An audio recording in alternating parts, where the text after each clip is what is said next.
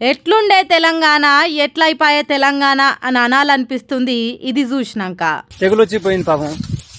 ఒక రైతు లాస్ అయినాక ఏంది కౌలు కట్టాలి చెప్పండి మీరే. పుష్కలో దామోదరెడ్డి సార్ పెట్టండి సార్. నా పేరు మగ్దుం గుండనర్వ, జిన్నపల్లి మండలం, నార్కల్ తాలూకా. నీళ్ళు లేవు, కాలువ వస్తలేదు, కాలువ బంద్ అయిపోయింది. ఏం చేయాలి ఇప్పుడు?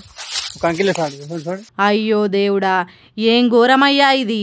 పంట ఏడి కాడికి ఎండిపాయే కదా పాపం. ఆ రైతన్న గతేం కావాలి? నాగర్ కర్నూలు నియోజకవర్గం బిజినపల్లి మండలం గుడ్లనర్వ అనే ఊర్లే కేఎల్ఐ కాలువ నుంచి వచ్చే నీళ్లు రాక మొక్కజొన్న పంట మొత్తం ఏడి కాడికి ఎండిపోయింది.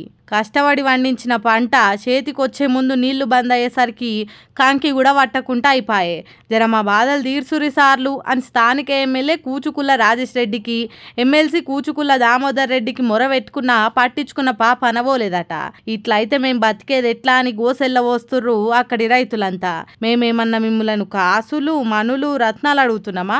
ఎప్పుడొచ్చే నీళ్లు మాకు ఇడువుర్రి, మా బతికేదో మేము బతుకుతాం, అంతేగాని గిట్లా మా పొట్ట మీద కొడితే మేమేం ఆధారం చూసుకొని బతకాలే?